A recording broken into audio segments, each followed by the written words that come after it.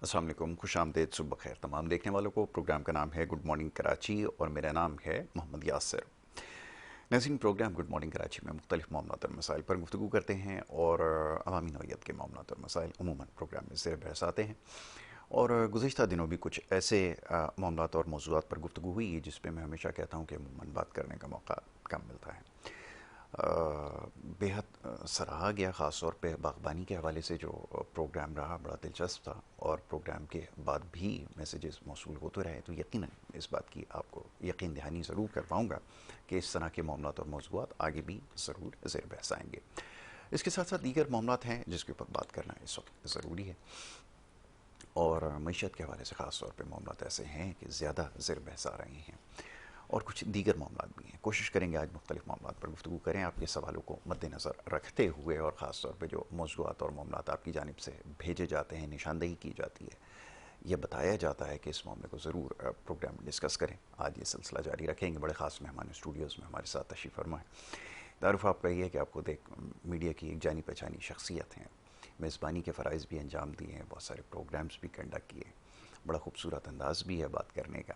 पेशे से तो बाय प्रोफेशन डॉक्टर हैं और इसके साथ साथ समाजी काम हो, बहुत सारी दीगर मसरूफियात हैं जिसमें ख़ुद को जो है मसरूफ़ रखते हैं। जनाब डॉक्टर आबिद हुसैन मिर्ज़ा साहब हमारे बहुत ही ख़ास और बड़े मोहतरम हज की अदायगी के बाद तशरीफ़ लाए हैं और ये पहला मौका है कि आपसे इस फरीज़े की अदायगी के बाद जो है वो अब मुलाकात हो रही है, तो आपके जो तजर्बात रहे हैं ज़रा उससे भी इस्तिफ़ादा हासिल करेंगे और उसके साथ साथ जो दीगर मामलात हैं वो भी ज़रा बहस आएँगे। डॉक्टर साहब को खुश आमदीद कहता हूँ। डॉक्टर साहब बहुत शुक्रिया, बड़ी नवाजिश प्रोग्राम में वक्त देने के लिए और मुबारकबाद भी साथ कबूल कीजिए। एक बहुत बड़ा फरीज़ा है जिसकी अदायगी आपने अंजाम दी है और सवालात बहुत सारे मौसूल हो रहे थे आपके लिए मुख्तलिफ़ हवालों से, उसको आगे चल कर डिस्कस करूँगा। पहले ज़रा तजर्बे के हवाले से बात करूँ कि हमेशा एक बड़ा तजर्बा रहता है लोगों का, एक बहुत बड़ी सादत क्योंकि ये है, तो क्या कुछ मुशाहिदे में आया, ज़रा उससे भी आगाह कर दें। तजर्बा कैसा रहा, ज़रा हमें भी इसके बारे में इल्म हो। जी फरमाइएगा। जी जी, बिस्मिल्लाहिर्रहमानिर्रहीम। बहुत शुक्रिया, आपने जो है हमें अप्रिशिएट किया, मुबारकबाद दी।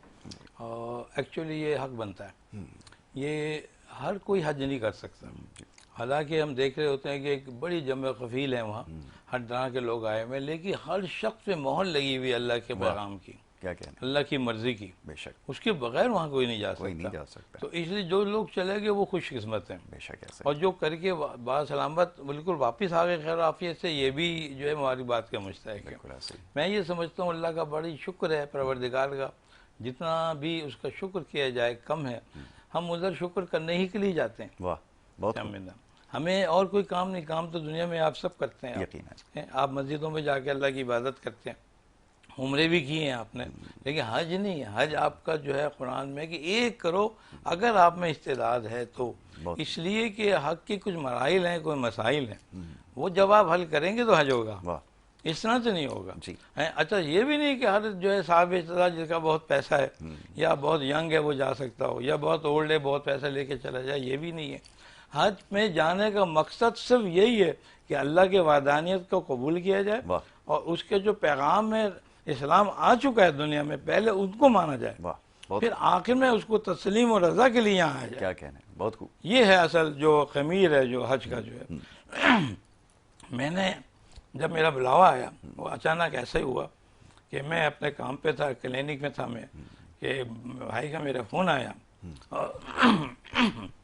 सॉरी, और मुझसे कहने लगे कि भाई वो मुझसे बड़े भाई थे, कहने लगे आप भी, वो अमेरिका में होते हैं, कहने लगे अभी वो मैंने हज का फॉर्म भर दिया, तुम भी भर दो। ठीक है।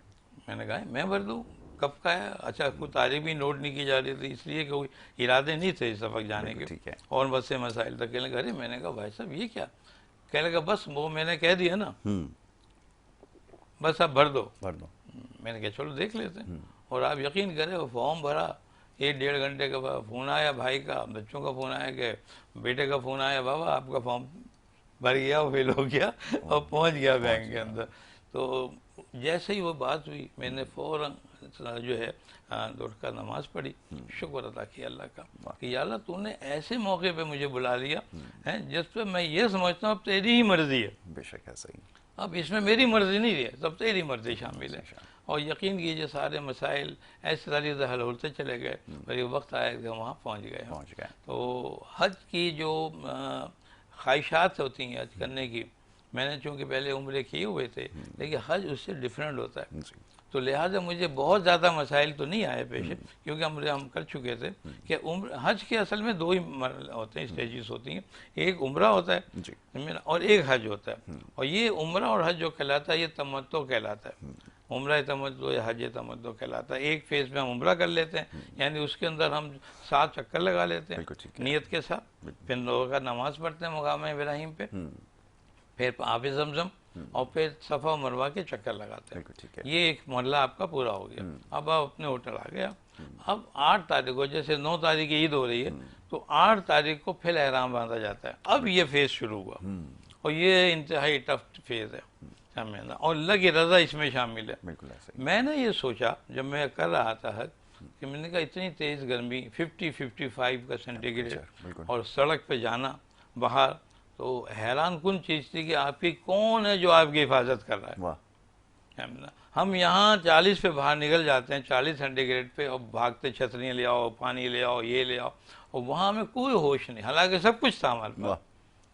हमने कोई छतरियाँ नहीं लगाई, हमने कोई ख़ास पानी और निम्बोल नहीं पिया। पता नहीं कौन सी ताकत थी जो हमें ये सब कुछ करा रही थी। क्या कहने। फिर हमने वो हज भी किया। हज का मतलब ये होता है कि आप एहराम बांध के, आप नियत करके एहराम की, आप मीना में आ जाते हैं, वहाँ एक दिन ठहरते हैं, यानी वहाँ ज़ोहर असर और मगरिब इशा पढ़ के आप फजर पे निकल जाते हैं वहाँ से, और अरफात पहुँचते हैं। अब यहाँ जो अरफात का मैदान है और हज, आप देखें इनकी कम्बिनेशन देखें आप, बहुत क्या है। आप ये दूर दराज इलाके में, मैदानी इलाके में आ गए हो, कहते इधर हज होगा, और वो बाउंड्री खींच दी कि अब आप इसके अंदर रहेंगे, बाहर नहीं जाएंगे। यहाँ देखा जा रहा है ओबेइंग, आप कितना फर्मा बरदार हैं। दुनिया में आपने क्या किया था, बहुत खूब। आप इतनी उम्र आपने गुजार ली, आप किसके साथ ओबीडियंट थे, आप आके अल्लाह के साथ थे या नहीं थे आप, है ना। अगर आप वहाँ पर नमाजें पढ़ते थे तो यहाँ भी कर लेंगे, आप कुरान पढ़ते थे आप यहाँ भी पढ़ लेंगे, आप पढ़ लेंगे। आप फरिश्तों पर ईमान रखते थे, जो कि जिब्रील जो लेके आते थे कुरान शरीफ की आयतें, और फिर इस पे आखिरी जुबान, और आप ये सब मान रहे थे, तो अब आप हज करेंगे। वाह, बहुत खूब। ये सारी बातें वहाँ हमें याद आ रही थी कि भाई नमाज ऐसे पढ़ी जा रही थी, फरिश्ते लेके आए थे, अल्लाह ने आखिरी रसूल भेजा। ये सब चीज़ें इबादत करते हुए ज़ोहर से असर तक थोड़ा सा टाइम है, मैं ख्याल है हार्डली 4 से 6 घंटे जो हमने वहाँ गुजारा, वही हज था। वही हज। वहाँ जो मस्जिद थी, मस्जिद नमरा, वो हमने कहा भाई मस्जिद में जाके इबादत करनी होगी, लेकिन नहीं, उसका कुछ हिस्सा बाहर है, आप अपने खेमे में कर लो या रोड पे जाओ, आप मैदान में जाओ। यार कितनी लॉजिक है अल्लाह की। बिल्कुल है, यानी अल्लाह का मतलब ये हो रहा था, मैं ये समझ ये रहा था कि आपने जो कुछ खाया पिया, कब सब कुछ है, आप बैठ के भी बात करते हैं, अब फिजिकली करेंगे आप। बहुत खूब।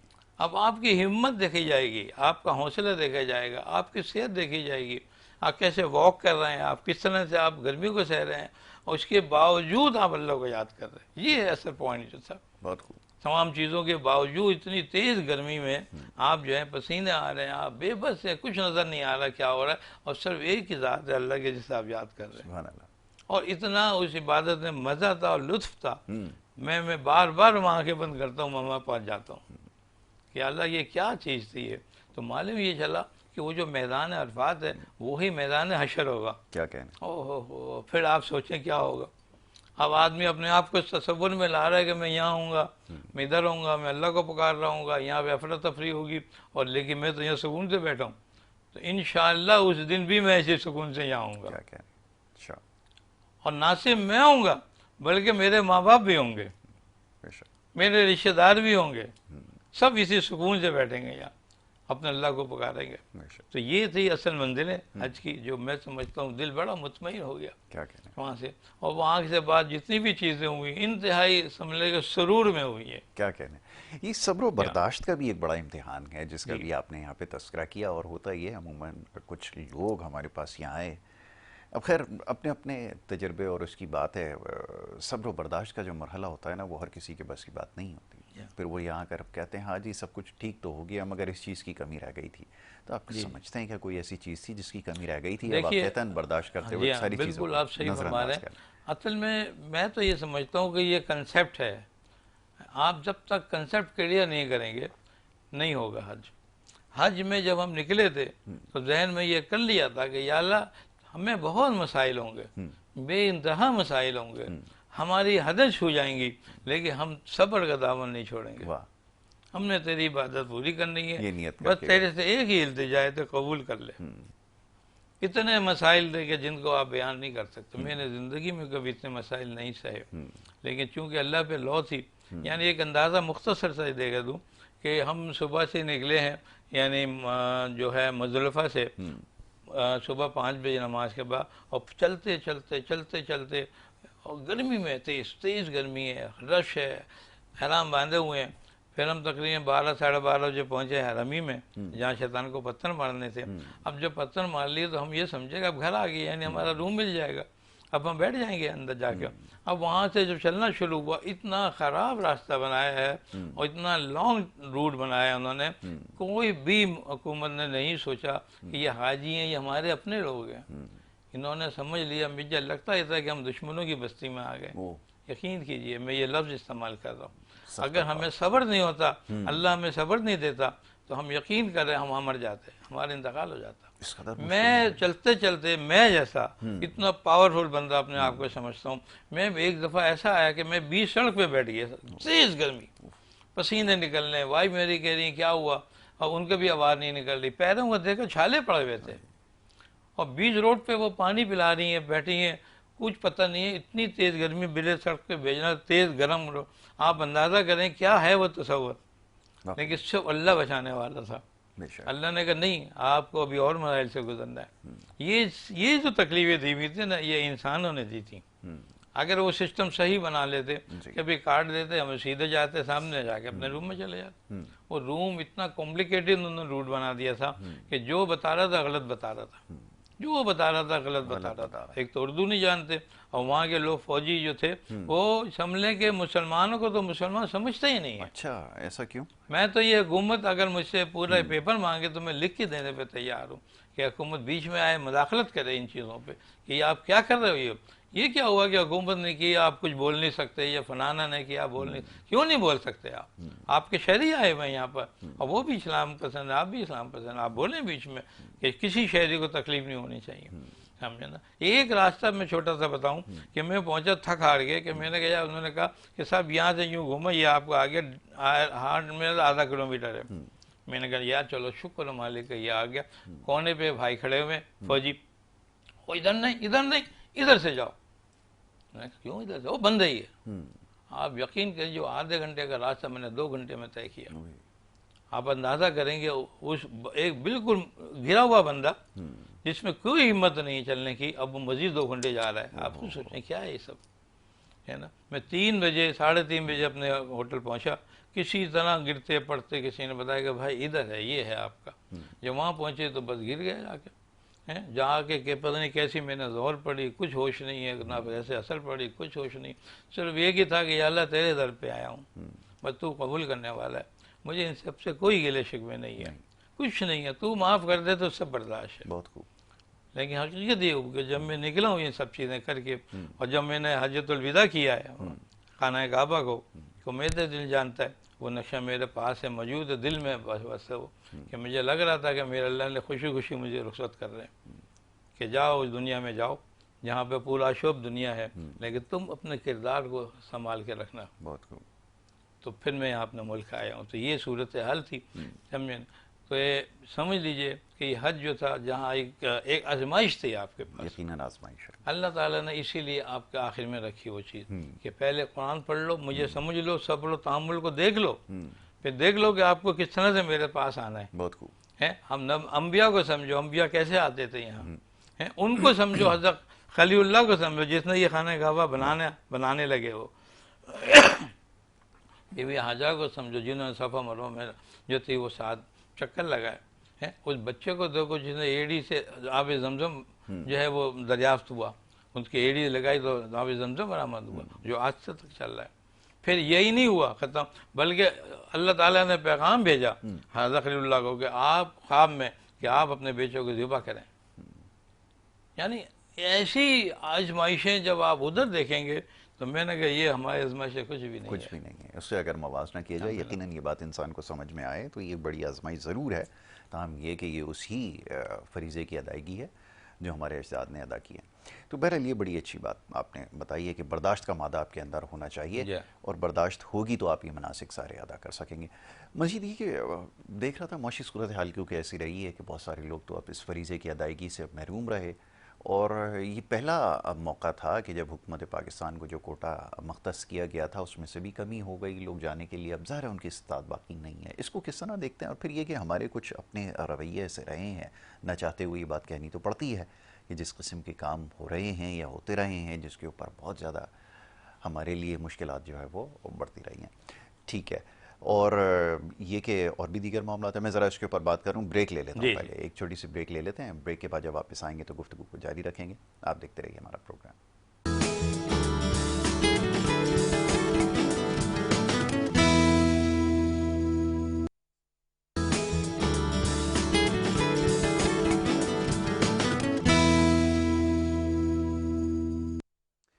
प्रोग्राम में खुशामदीद कहेंगे एक दफ़ा फिर। और ब्रेक पे जाने से पहले जनाब डॉक्टर आबिद हुसैन मिर्ज़ा साहब से गुफ्तगू हो रही थी, कुछ अपने तजुर्बात से आगाह कर रहे थे, क्योंकि हज की अदायगी एक बहुत बड़ा फरीज़ा है और उसकी अंजामदही के बाद ख़ास तौर पे जो उसके हवाले से जो मुश्किलात पेश आती हैं, यकीनन एक बड़ी आजमाइश और इम्तिहान है, और इसमें सब्र का दामन जो है उसको हाथ से नहीं जाने देना होता है। इस चीज़ को भी मलूज़ खातिर रखना है कि रज़ा इलाही के लिए ये सारी कोशिशें और तवानाइयाँ सर्फ हो रही हैं।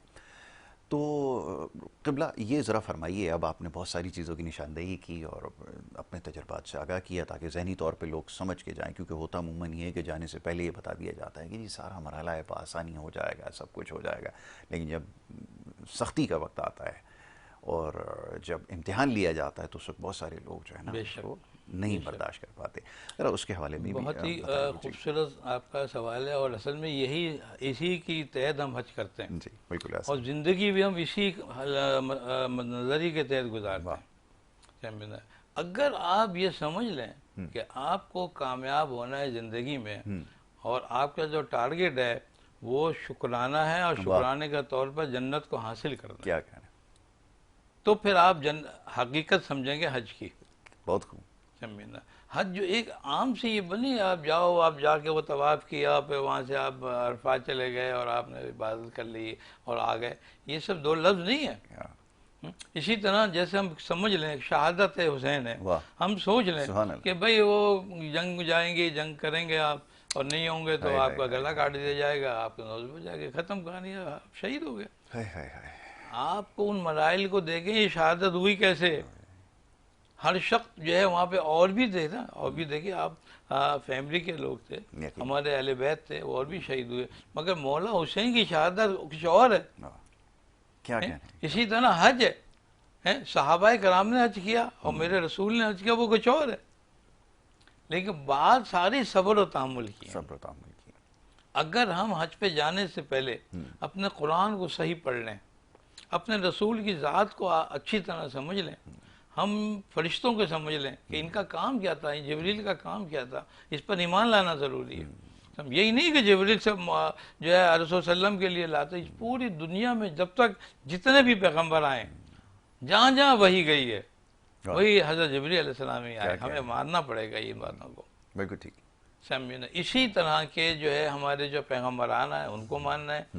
हमें जो है जो चीज़ें जो हमने फर्ज कर ले, हमने किताबें आई थी, कुरान आया, फिर हमें तौरात को भी मानना है, हमने इंजील को भी मानना है। समझ, ये सब चीज़ें करके आपको आखिर में हज पे आना है। और हज की छोटी छोटी चीज़ें और आगे, जैसे नमाज पढ़ लो, है हज की तरबियत है। आपने नमाज नहीं पढ़ी, आप हज पे नहीं जा सकते।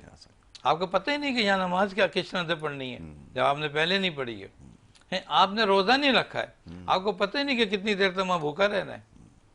सुबह नाश्ते के बाद निकल गया, पता ही नहीं है पूरा, देखा हम पूरा दिन चल रहे 5 बजे से, है पूरा हम करके पूरा 3, साढ़े 3, 4 बजे हम अपने रूम में पहुंच रहे हैं, भूखे प्यासे, प्यास चलो पानी मिल गया, मगर वो ये फ़ायदा कि जब आपको भूख के पेट खा लिया, आपको रोज़े की आदत थी, तो इसलिए इस सारे मसाइल हल हो रहे थे। आप बहुत खूब समझे ना। आपको फरिश्तों पर मालूम था कि या अल्लाह ये जब कुछ हुआ था, एक सिस्टम चला था पूरा, एक से नहीं हुआ था। मैं ईमान करता हूँ ऐसी गैबी किताब पे जिस पे हमने अल्लाह को भी नहीं देखा है, हमने उन फरिश्तों को नहीं देखा, लेकिन हम ईमान रखते हैं। बहुत खूब। और अब जहाँ जा रहे हैं हम, वो आखिरत है, आखिरत का जजमेंट डे है। उस दिन जो इंसाफ होगा वो हम देखेंगे कि उससे हम कैसे पास होते हैं और किस तरह से हम जन्नत में दाखिल होते हैं। बहुत खूब। तो अल्लाह इतनी बड़ी जन्नत जो अल्लाह ताला ने बनाई उनको दी, जो पूरे के पूरा उनका शहादत हुआ और शहादत की मंजिलों को छुआ, वाह, तो सरदाना ने जन्नत करार पाए। क्या कहने हैं। तो आप उस जन्नत में कैसे जा सकते हैं, वाह, हैं बगैर अच्छे अमल के और सब्र से। सब्र के बगैर। तो अल्लाह अपने नेक बंदों से सख्त सब्र, सख्त इम्तिहान लेता है, बिल्कुल ठीक जो हमें पता चल गया है, ऐसा ही है। है। अगर हम, मैं अपने जी, दौर पे दिल में समझता हूँ कि अल्लाह हमें नेक बंदा नहीं समझता, तो आप यकीन कर लीजिए हमें कोई मुश्किल नहीं होती। बहुत खूब। हम यूं जाते यूं घूम के निकल आते। रास्ता नाप कर आ जाते हैं। आप क्या जाते हो, अरे भाई हज कर लिया, हज हो गया।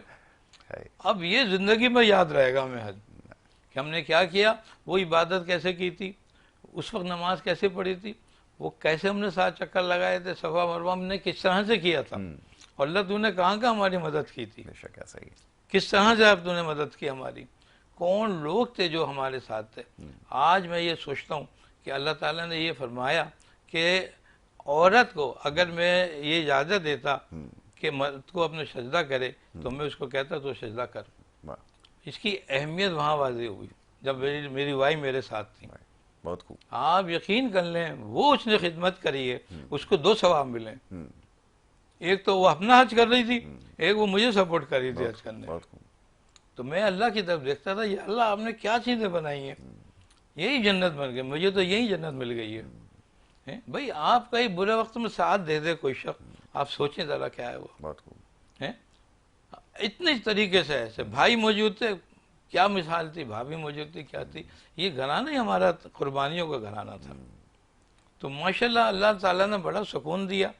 जितनी भी तकलीफें थी, हम कहते हैं या अल्लाह तो और दे तकलीफ, जितनी हमें बर्दाश्त है हम करेंगे, और तेरा सब्र करेंगे, तेरा शुक्र करेंगे, और शुक्र के तौर पर तू मेरे माँ बाप को बख्श दे, मेरे घर वालों को बख्श दे, और हमें अपने आसानी से हमें सरात मुस्तकीम पे चलने की तौफीक अता फरमा। हम मोहम्मद वाले मोहम्मद और अहले बैत पे की जो उनकी तालीमात हैं उन पे अमल करने की हमें तौफीक दे। कुर्बानियाँ जो उन्होंने दी हैं वो हमें करने की तौफीक दे, और हमें बासानी आप अपनी सरात मुस्तकीम में निकाल के जन्नत की मंजिलों में तय करें। बहुत खूब। डॉक्टर साहब, अब क्योंकि आप पेशे से डॉक्टर भी हैं, अब ये कि जो बीमारियां अक्सर लोग उसका शिकार हो जाते हैं, जैसे गले में तकलीफ और इस तरह की, और बड़ी देर तक आप खुद उसका शिकार रहे, कान का बंद हो जाना, इस तरह के मामला रहे, इसके बारे में क्या कहेंगे? लोग अक्सर मुझसे भी बहुत अच्छी बात थी। अब ये देखें कि वहाँ ऐसे इंसान सब मौजूद है, लेकिन मैं एक डॉक्टर भी हूँ।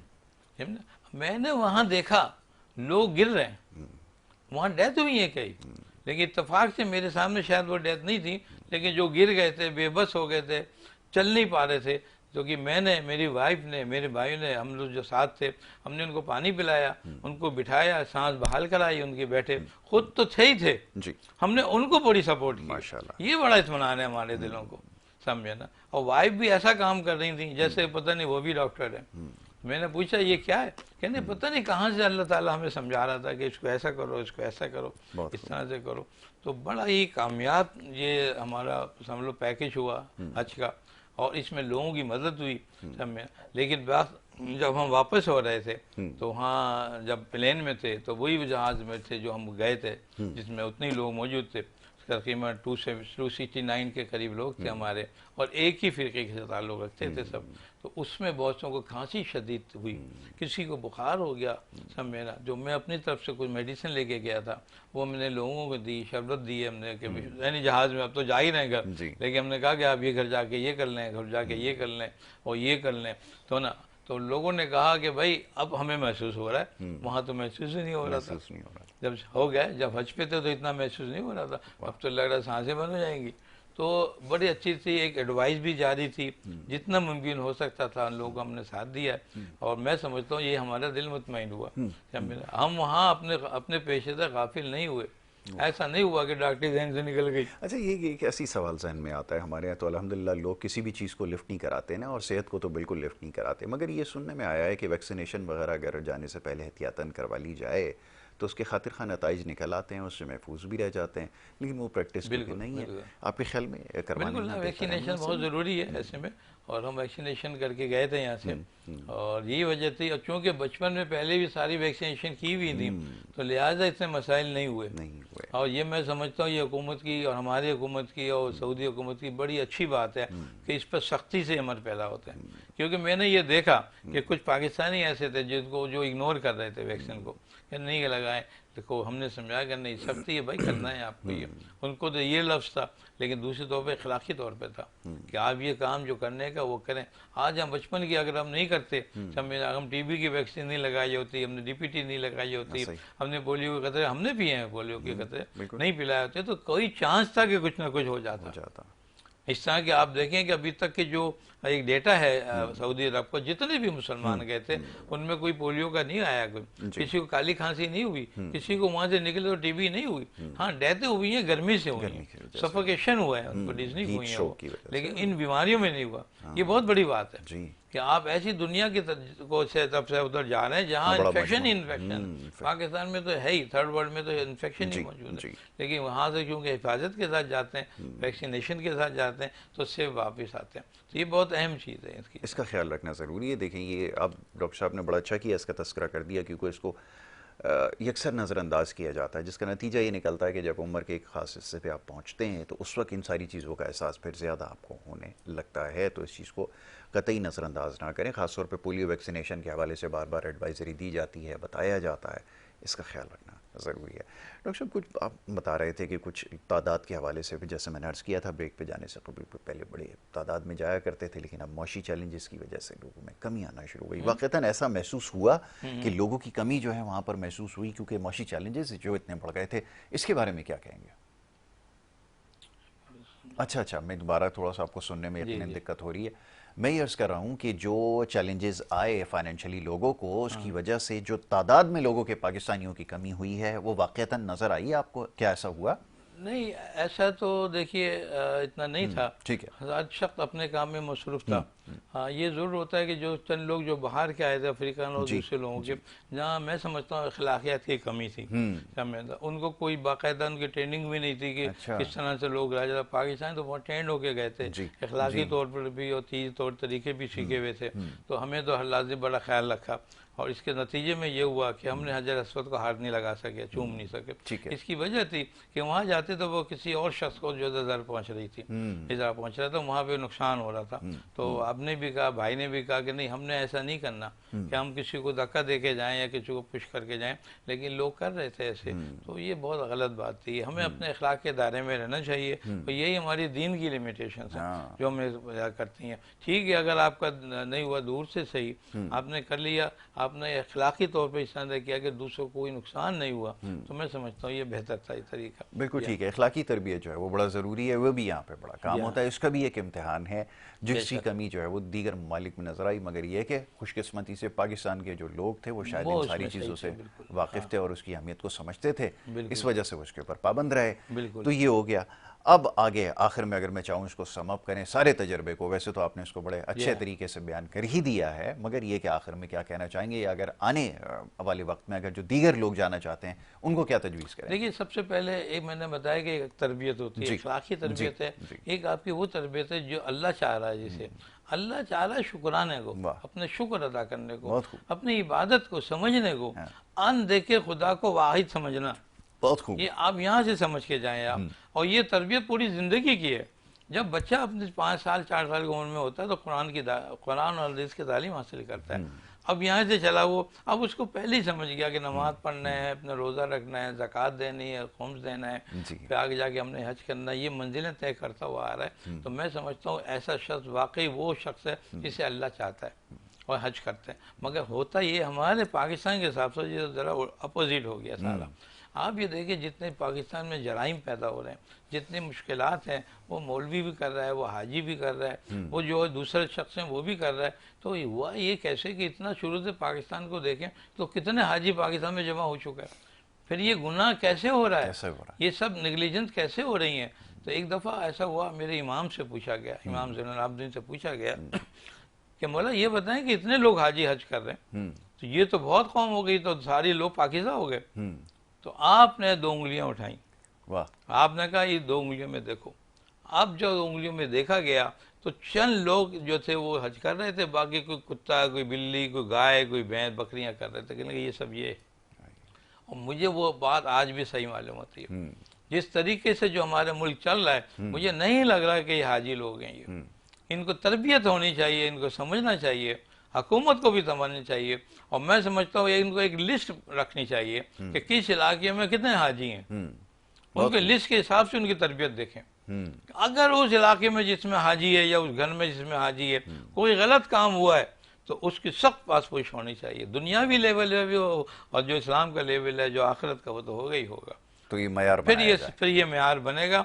ये कानून जब इम्प्लीमेंटेशन होगी सख्त तरीके से अल्लाह के कानून की और आपके अपने कानून की, तो हम सही हो सकते हो। आप कि तरबियत का तो पता चलेगा। बहुत खूब, बहुत खूब। बिल्कुल, ये बड़ा ज़रूरी है कि इस चीज़ का तयन किया जाए और होना ज़रूरी है कि अगर आपकी ज़िंदगियों पे उसके असरात नज़र नहीं आ रहे तो इसका मतलब है कि ये गलती सरजद हो रही है, जो कि दीगर इबादत के लिए भी ज़रूरी है। और उसके साथ साथ भी बहुत सारे मामलात हैं जिसको समझना ज़रूरी है। खुदा करे हमें ये बात समझ में आए। इस वक्त तो मौका नहीं है कि इसके ऊपर बात की जाए क्योंकि वक्त यहाँ पे ख़त्म हो चुका है। तो आगे इंशाल्लाह मौका मिलेगा, इसके ऊपर ज़रूर गुफ्तगू करेंगे। मैं बड़ा शुक्रगुजार हूँ डॉक्टर साहब का कि डॉक्टर साहब यहाँ पे आए, तबीयत की नासाजी के बावजूद भी यहाँ पे तशरीफ़ लाए और उनके तजर्बात से कुछ समझने का मौका भी मिला, सीखने का भी मौका मिला। और यकीनन जो देखने वाले हैं उनको भी यकीनन बहुत सारे मामलात समझ में आए होंगे। वक्त हो रहा है ब्रेक का। ब्रेक के बाद दूसरे सेगमेंट की तरफ बढ़ना होगा। आप देखते रहिए हमारा प्रोग्राम।